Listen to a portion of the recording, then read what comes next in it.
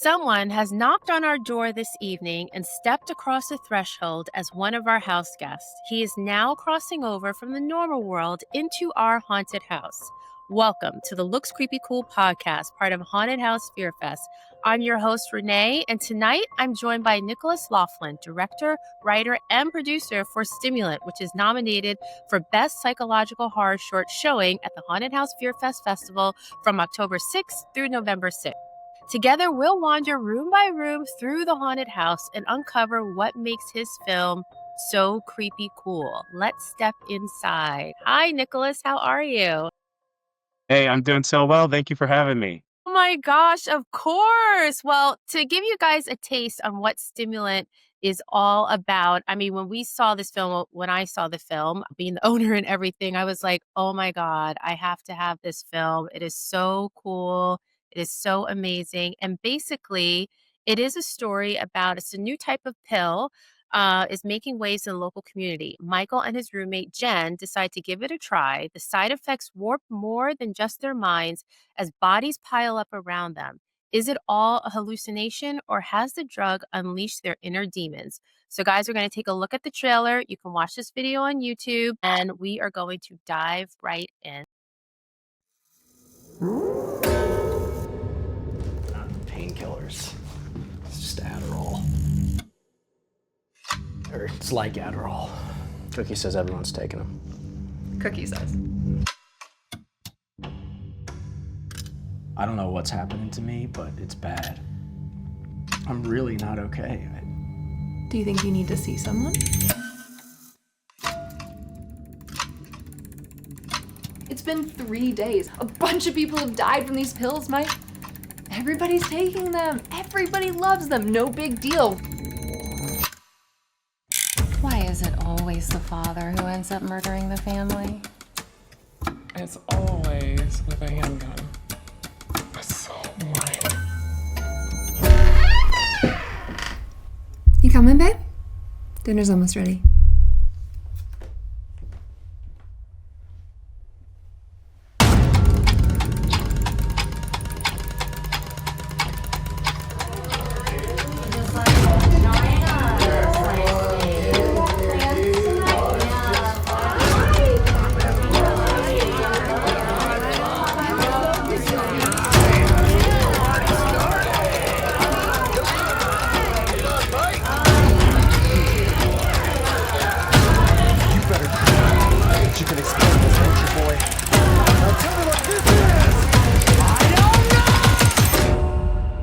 You're gonna ruin the surprise.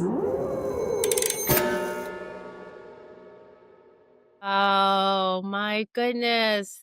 Wow. Nicholas. So, yeah, that was incredible. So, I'm gonna Thank you. wow. So, Nicholas, tell us, we're in the creepy kitchen now. So, Nicholas is going to tell us about his Awesome. background and his recipe of fear for this film and just in general when he creates. So, we're dying to know. Yeah, how I got into films in the first place. Well, I've actually been in the industry for about almost 10 years now.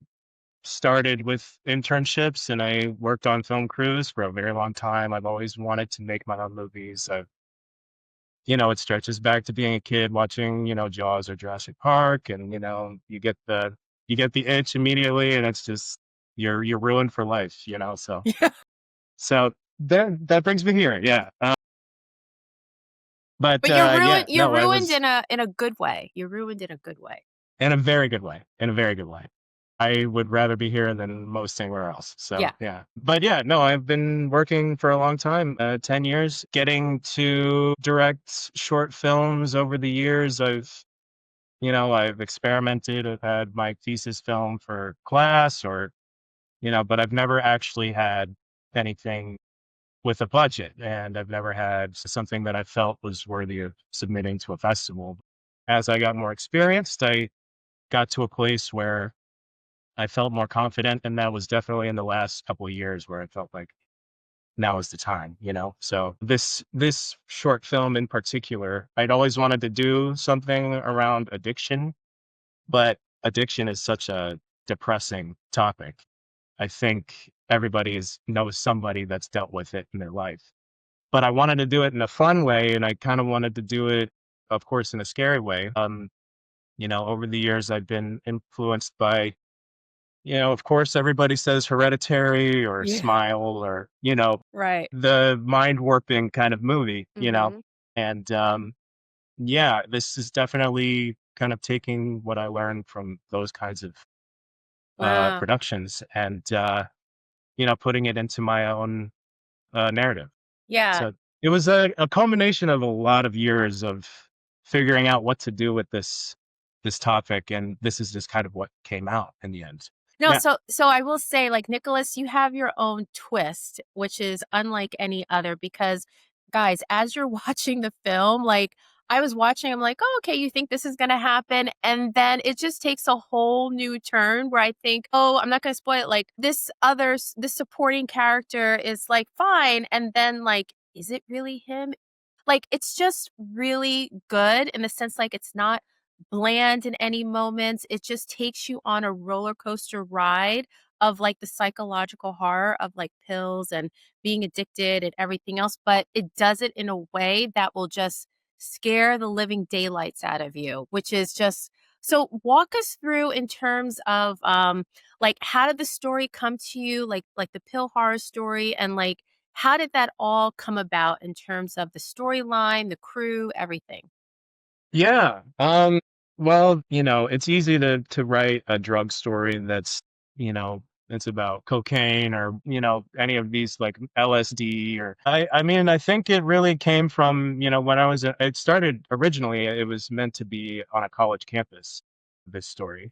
And when I was in high school, Adderall was a very popular thing that kids would take before tests.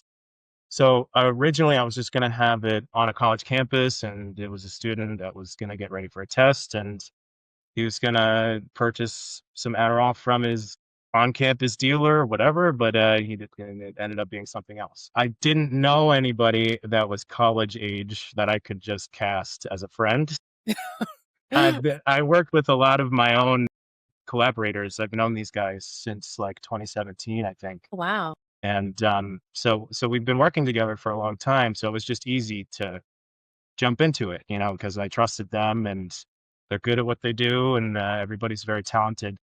It was just, it was easy to jump into it with them. So I made them 30 years old, and he's Well, they getting don't look it. They don't look it. but yeah, he's getting a certification in, computer programming, what I think was his backstory, and it ends up not being about that. But yeah, that's where the story kind of came from. I think it was, I had written a feature film that was also kind of a companion piece to this, and the actual narrative of that was a psychological mind warping story that you don't really know what's real and what's not, and I really like to play with that kind of narrative. So I really just tried to crank it to 11 with this, and I wrote this script I think in a couple of days, Wow. and it had a few little changes along the way, but it's very much the same at heart from what it was from the beginning. Yeah. So how did you balance, like, the hallucination and then, like, the supernatural? That is such a fine balance that is shown in the film. How did you do that? Actually, I didn't think of it in terms of supernatural. I thought of it, I didn't want people to ever know if something was real or if something wasn't. I think that was the through line that we were playing with this whole time. And it's indistinguishable. Like, you really don't know what is in his head and what isn't. Is the gun in his hand? Is this person at the door? Are those things really happening? We never know. And there are all these time jumps that I wanted to play with, and time jumping is very difficult to convey and make sense Yeah. a lot of the time.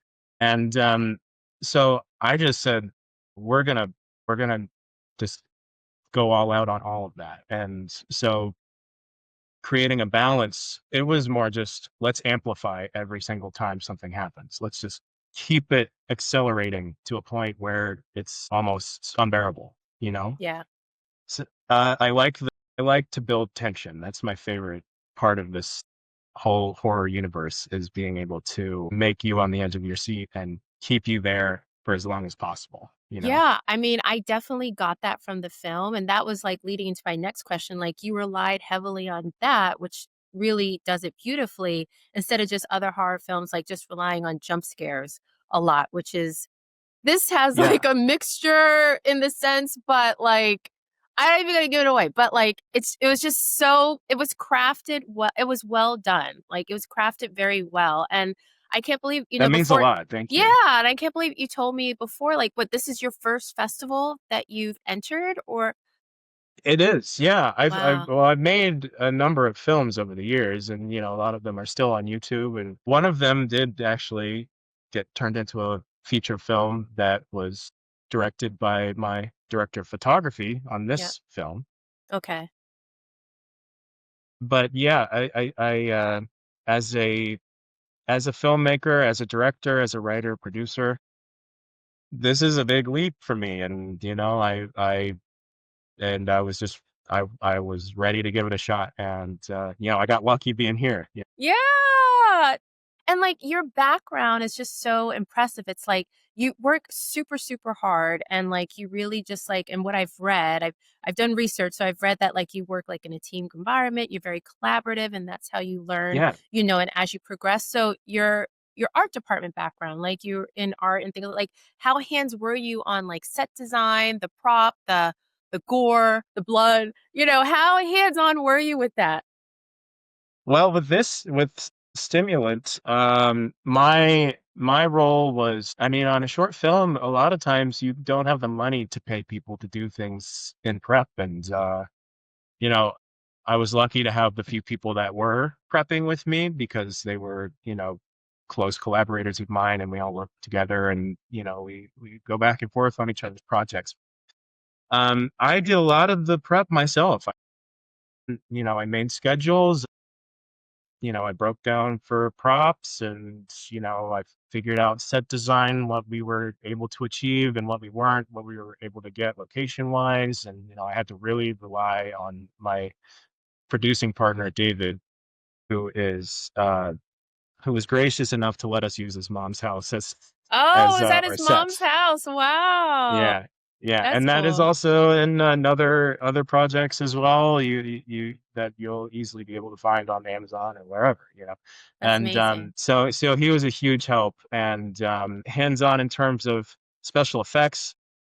I had an amazing special effects makeup artist named Nate Barton, and he's local to Cincinnati, Ohio. He is just incredible at what he does. He is like a mad scientist. Everything that he comes up with new ways to just do things all the time, and it's just incredible to hear him talk about all these ingredients that you would just never think of. He'd just call you in the middle of the night, be like, "Hey, I had this idea for this thing," and I was just overjoyed every time. It was Oh, incredible. wow. So I got to really be collaborative with him and Tom, like what I wanted to do, and if I had a way to do something, I would tell him, but then he would say, "Well, we can do it this way." It was always like a back and forth. It was a discussion about everything, which is Wow. the way I love to work. I love to whenever I'm doing something like this, there's no authoritarian dictatorship kind of mentality. It's always, we're in this together and we're figuring it out. And that's Problem solving. And that's great because that's how creativity comes alive, is just working together and having, like, a positive environment. And with Hmm. that being said, you talked about, like, your journey and everything else, but in terms of your journey to horror and your origin story, we're gonna delve into the Library of Shadows. What films or books or anything that, I mean, I know for me, for film, that got me into horror is The People Under the Stairs, directed by Wes Craven, and then before that, I used to Yeah. start reading tons of horror books from, like, R.L. Stine to Christopher Pike. So what got you on your horror journey? Man, yeah, I think I jumped the gun and told you early on, but yeah, I mean, obviously, Jurassic Park and Jaws, they aren't horror films, but they were when I was Yeah. 10 years old, you know? Okay. And I had a cousin growing up that was just everything slasher. He had, Jason posters, Freddy. I wasn't allowed to watch those when I was younger, and every time I would see Why? him, it Why was not? always because your parents tell you you got to wait until you're 18. Yeah. Wow, well, you I listen. wouldn't wait. I wouldn't wait. Okay. So yeah, I would, you know, my cousin would show me, the original Friday the 13th, and I'd just be traumatized. Then, you get into even more, obscure stuff. Then, obviously you get into, The Exorcist, and there's so many movies on the list that have influenced me. But I think in recent years, I think I loved, everybody says Evil Dead, but I do think Fede Which one? Alvarez is one of my, I think the original, Okay. obviously, Yeah. but the remake was what got me into Fede Alvarez, which got me Yeah. into Don't Breathe. Don't Breathe is Mhm. one of my favorite movies of the last 2 decades. Yeah.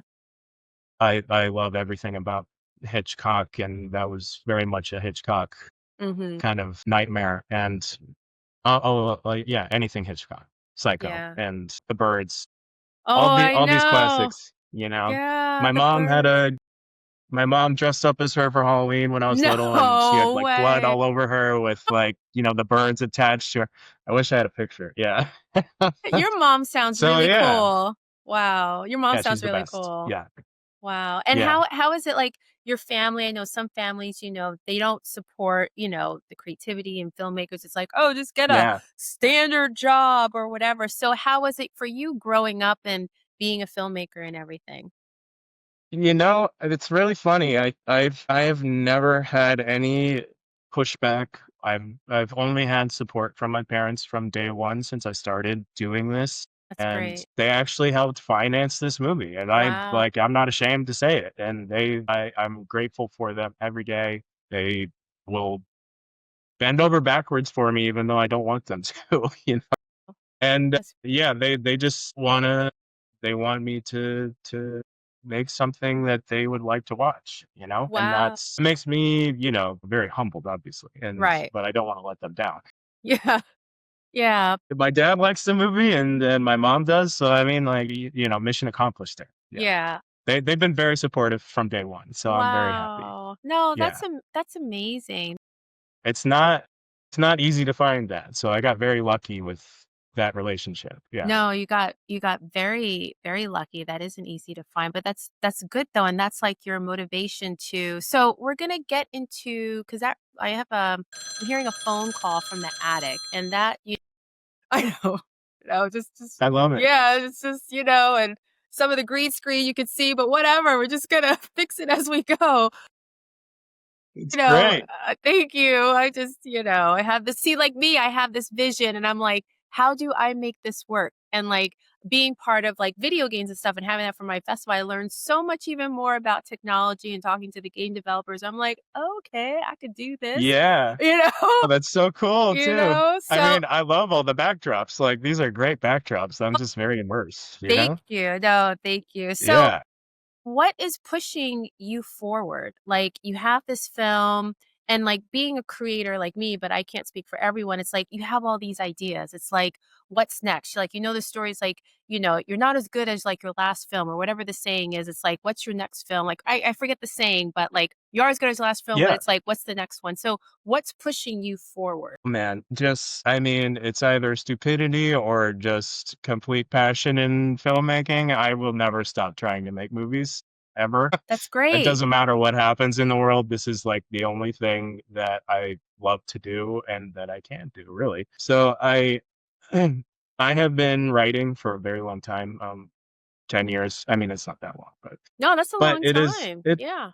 it's been a while. And I have a couple of features that I'm gonna try to start marketing. I have a religious horror film that I wanna try to get in front of people, so that's big on the list. And then I'm writing another one about, it's about a wedding in Europe, and no one speaks English, and I have a very interesting idea for that story. And Oh my we're God, is about that halfway horror? through.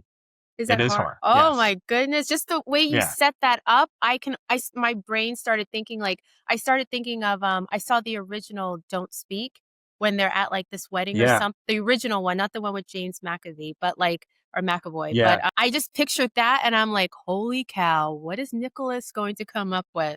You have to keep me in touch with what you're going to come up with. That sounds pretty cool. Well, both films sounds pretty cool. man. Speak no Yeah. evil. That was quite a traumatizing film. The Yeah. original. Yeah. Yeah. See, I haven't watched the new version. I'm one of those. It's like the original, it wasn't even like that graphic or like that you see in the trail with the new one. No, It was just like, holy crap, are you this stupid? Are you like, why do you like, like forget the doll, just like freaking go. But like, oh, exactly. it's like you can't be too nice. You can't be too nice. No, yeah, exactly. Yeah. And that's God, it was so expertly crafted. That movie was Mm-hmm. incredible. And I'm still traumatized by it. But I that's not the know. point. Yes. So yeah, that might have a little bit of influence. Absolutely. There's, The Invitation is also another reference that I have for it. Yeah, Get Out is obviously everybody wants to be Get Out, but I know. structurally it has some similarities, and yeah, I mean, so those are the features that I'm working on, and obviously I will be going right back to doing another short film, and I'm hoping to do one in the next couple of months that takes place in a police station that is also horror Oh my God. short film. So you'll probably hopefully be seeing me again very soon. Yeah, well, I was about to say, and I'm gonna say this, I have well, it's a preview. So like obviously this episode will be during the festival. I'm gonna try to get this, if not this week, next week, and definitely send you social clips and stuff like that to promote. But there's gonna be like the frozen wing part of the festival. So the doors are open all year round. So it's the frozen wing. There's gonna be like compete with, not compete, but in line with Summerween. There's gonna be the Haunted House Heat Wave. And then there's the October one. But if you enter in like, whether it's the frozen wing or the heat wave and you pass, you get selected, you don't have to pay again. You're automatically gone into like the October one where that's the award season and things like that. So, Oh my God. it's a cool thing. And I always say like, you guys are always a guest to the house. So even after the festival, whether you win, everyone's a winner, whatever, but like you get an award, you don't like still like promote, do an Instagram collab, things like that. It really Yeah. is about honoring filmmakers and what they do. Obviously, it has to fit into the DNA of the house. So I have to look at it and see. But, you can always Yeah. have a home here, which is great. So that's what I wanted to share. But it seems like we're going to the basement stairs right now. And it's just really dark, dark place. And so given So your it's career, familiar. yeah, it does. Yeah, it does. That's right. So given your career so far, are there any like industry secrets that you can share? Yeah. Oh man. Yeah. Well, industry secret. I think you don't have to go to film school to get into the film industry. That's the first thing I learned because I didn't go to film school. But I got to, I moved to New York after a few years of working in film, and I've worked on some amazing productions that all just because I made relationships and I made connections with people along the way. And I think that the industry secret, I mean, if you want to get into the industry, for me, I think is just being there for any kind of film event, talking to people, putting your name out there, and just being determined to get into it. That's the only way, that's the only thing that it requires is just determination and wanting to do nothing else. Yeah. And you believe in yourself too. That's a big key as Yeah. well. There are a lot of times you don't, but eventually you do. And as you get, as you get experience, you just, keep adding tools to your tool belt, and eventually you are this jackknife, you know, that can, you know, solve 10 problems without any hesitation, in an hour, like Yeah. it's, it's, it takes a long time, but Yeah. there are always going to be terrible experiences on any set, no matter if you're working on one or if you are directing one, producing one, or writing one. The thing that has always been the most challenging is dealing with, the egos of certain people, and the thing that I've learned is always just you have control over how you respond. And after a while, I figured out the response that just makes everything go away.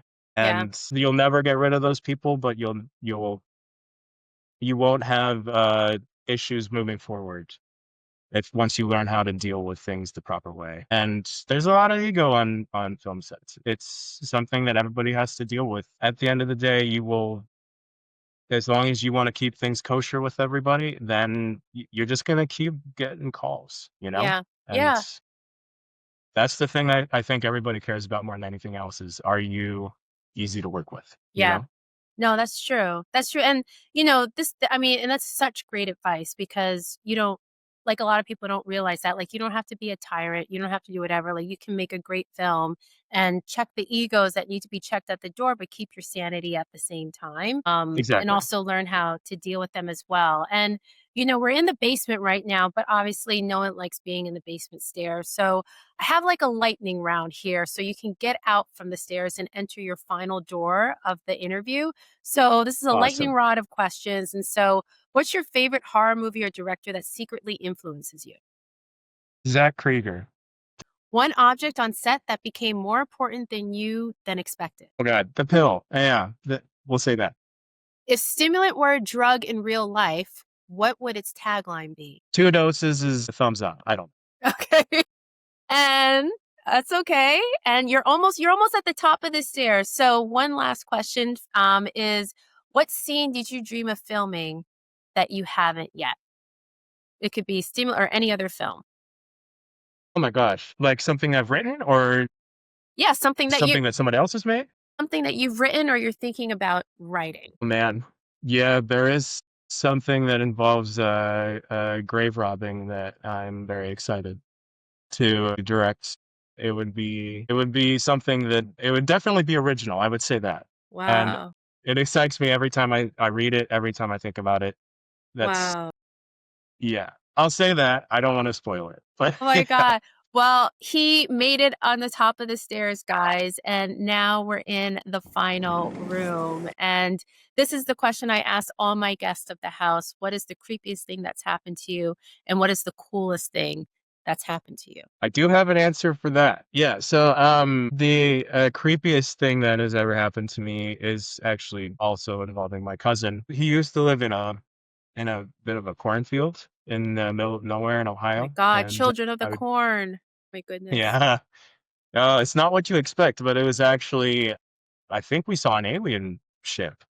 There were lights in the sky that were kind of rotating, they were big and giant. I took a video of it, but I don't know if I still have it. This was over 10 years ago, but they were swirling in the sky, and we just started running into the cornfield towards them. Eventually, Towards they them. came down.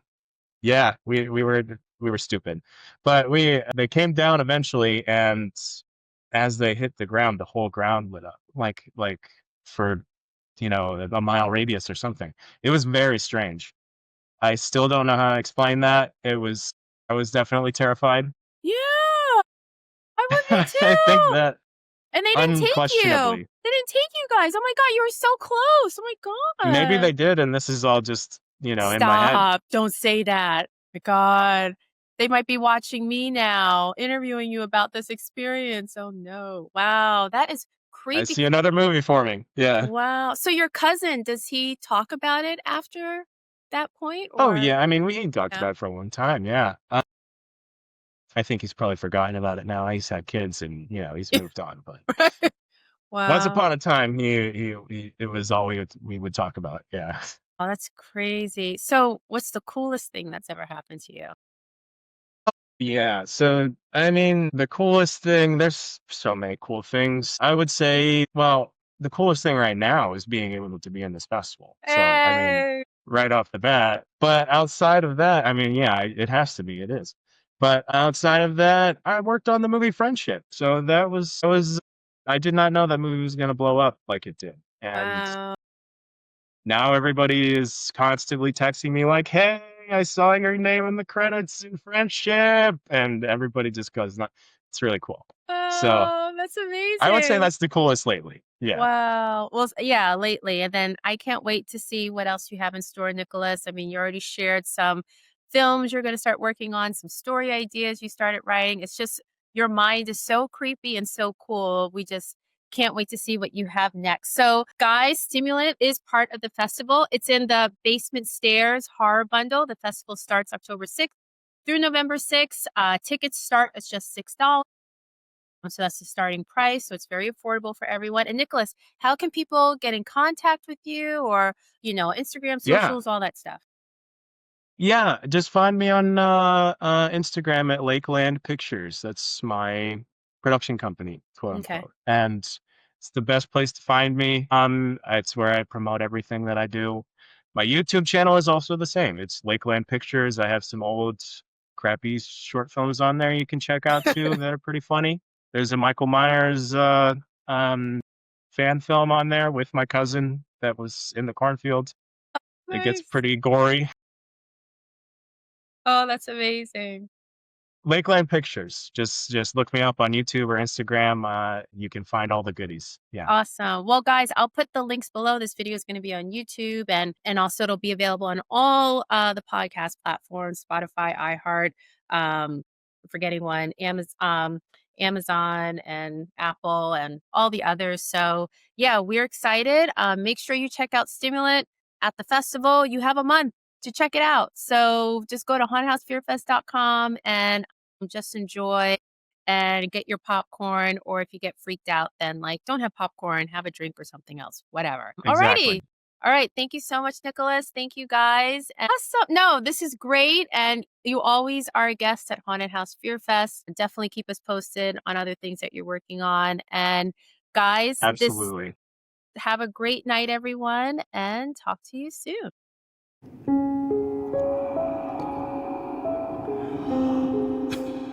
Want more chills and chatter? We're streaming on all podcast platforms.